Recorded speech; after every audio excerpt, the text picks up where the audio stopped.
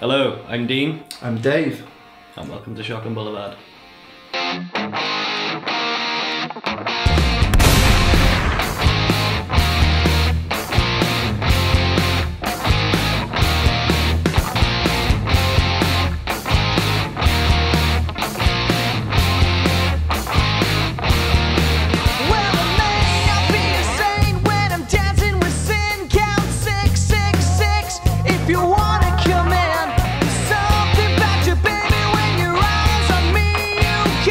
I think it was Dave and Kobe actually came up with that name. This advert came on online when I was at the computer one night.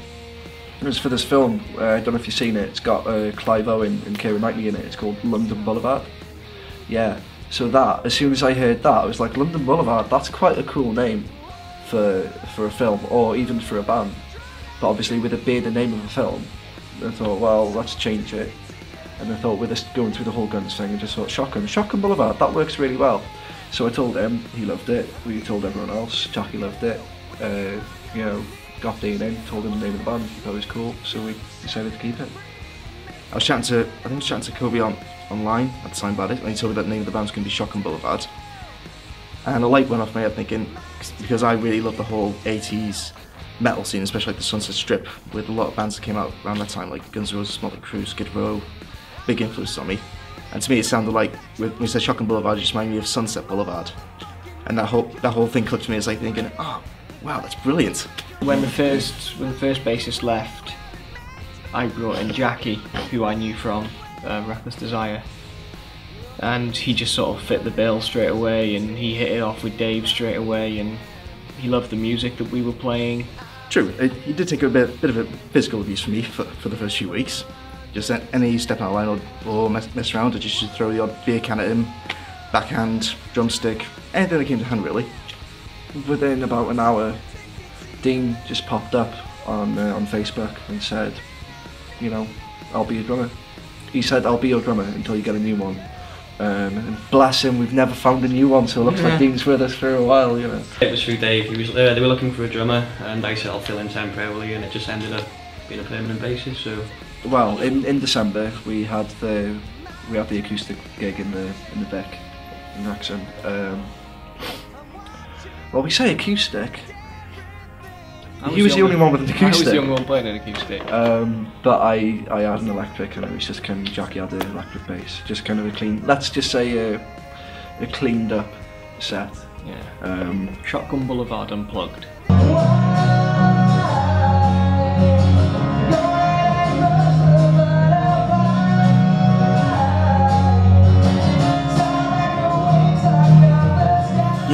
It was the first time I've ever done an acoustic gig. I've only ever done electric, and so it was the first time for me. It was a little bit of a shock, thinking, wow, okay, this is going to be a little bit different, but it was really fun.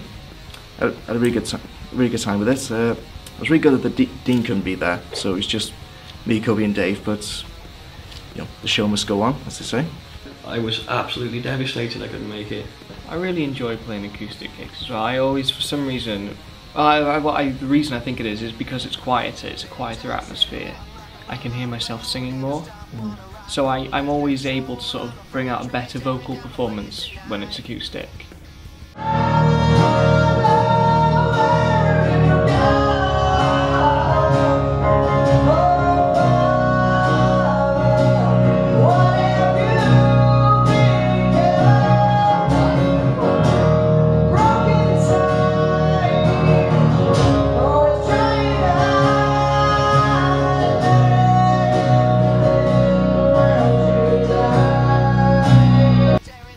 Something I need to work on really, because we don't really do a lot of acoustic gigs. No. Though personally I would still prefer to do electric over acoustic anytime. Thanks tonight, they're brilliant, and y'all have a Merry Christmas. Oh yeah, I'll get my Texas accent on when I'm wearing the Santa hat. Why? I don't know. I just really like the way that we can all just have a laugh. We all just get along so well. We do take this very seriously, but at the same time we're not completely 100% focused on constantly practicing. Must be 100% perfect all the time. We just have a bit of a clown around as well. It just makes it so much more fun to work with. It's like a family, I suppose. The New Year's Eve gig, downstairs Central Station in Yale's Cafe Bar. Quite a few people did turn up for that, so that was an added bonus. And yeah, everyone really seemed to enjoy themselves. Quite a few people had banging, dancing. People who'd never seen so long started singing along to the songs at some point.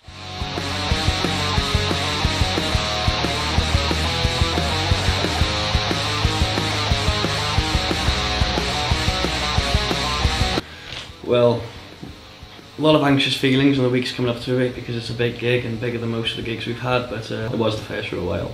You know, it was just really cool. The amount of people who went there, and afterwards we went and we were talking around everyone, and half of them were turning and going, I didn't even know you were playing here. I mean, you know, it's not like our name was on the posters or anything, but it was just really cool just for that many people to be there and see us anyway, even if they planned it or not, you know.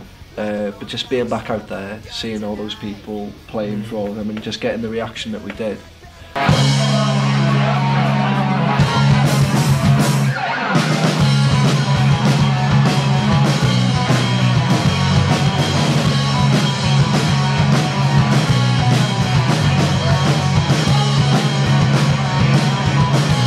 Everyone had a really good time. We all just bloody loved it. We all had a right laugh.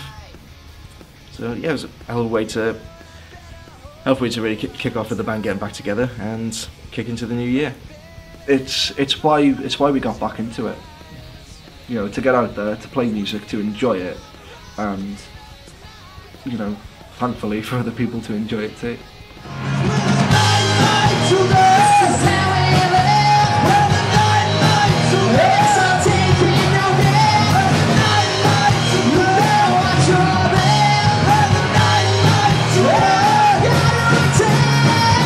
I was about 13 when I actually started, seriously. So I've been playing guitar 8 years, singing for about 5. It's about 6 years.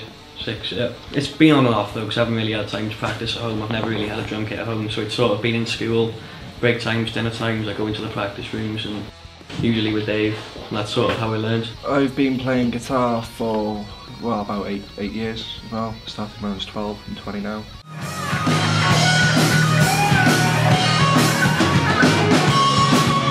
Yeah, but the only instrument I can play is actually bass. I've never learnt anything else. I don't know really what it was about bass. When I was in school, everyone was a guitarist, and everyone was always constantly talking about guitars, and just never really appealed to me at all.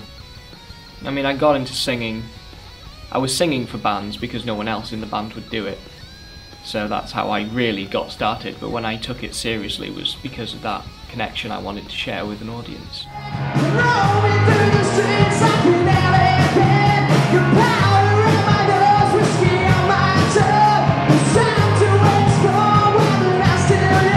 It was my 21st birthday, and I mean, I know it's cheesy to say like you're only 21 once because you're only anything once. Yeah, it was in Penny Black, on the upstairs bit, and I thought it went down really well. So all the times we've been in Penny Black, we've had a good time. It's a good venue, good stage, always get a good crowd reaction. I wanted to do something special, and I'd actually spoken about my parents about doing it for my 18th. I wanted to put on a show. I wanted to have a local band play for it. But I thought this time, why not my band? You know, I'll be damned if I'm putting on a music event and my band aren't playing.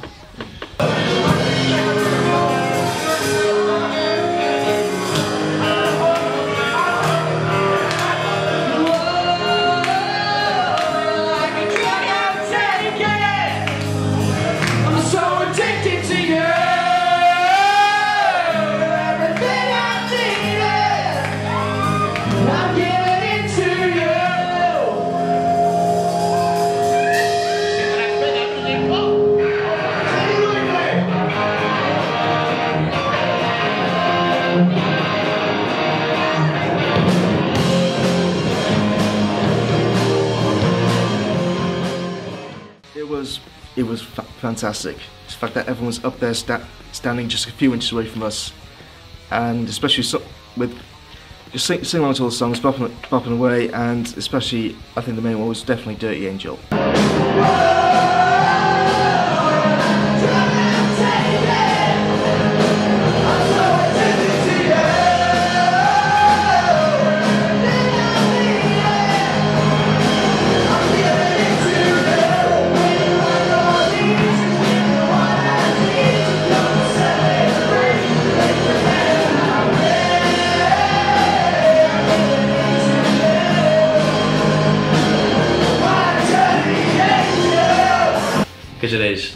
it is the Shotgun Boulevard song that everybody knows. It was great to know that my friends actually did listen to our music when it was out there, and a lot of people knew the words almost as well as I did. So it was fantastic to hear that, and fantastic to share it like that. When you're a musician, there really is not really there isn't really a cooler feeling than when people are singing your songs back to you. My advice would be always be open for other suggestions. Yeah, you know, as long as you know that you can connect to your band members on a human level, then that'll really take care of you know, of playing on a musical level. And even though we all know what we specialise in doing, for example, me, I know I specialise in mainly writing lyrics. Not a strong music writer, but at the same time, I would never write a song and just write some lyrics, say this is how it's going to go. You're not changing a single word of it, because, well, you know, so one of the other guys might look at a line and think, actually, what if you just change like this, and it would make it so much better than what it was already. You know, you could have 3 guys playing in a band together who have no clue how to play their instruments properly or do whatever or anything like that, right? But they get on together and they've got the same mindset and the same outlook, and therefore together they can turn that mess into music. So absolutely go for it. Doesn't matter how old you are, the younger the better, basically. If you're thinking about it, do it. For me, it's just about having fun with it. If you're not having fun with it, there isn't a point. There's so many people I know who seem to think that playing music is about proving some kind of point about how good you are. Well, it's not that at all. I mean, we have a ball playing with each other. It's an incredible experience. You know, every band practice is full of energy and we have fun, and that's what it's about. I mean, why would anybody do anything that they don't enjoy? Yeah. So, you know, if you don't enjoy it, don't do it. If you do enjoy it, then do it. That's really my advice, is just make sure you're having fun with it. I'm watching you.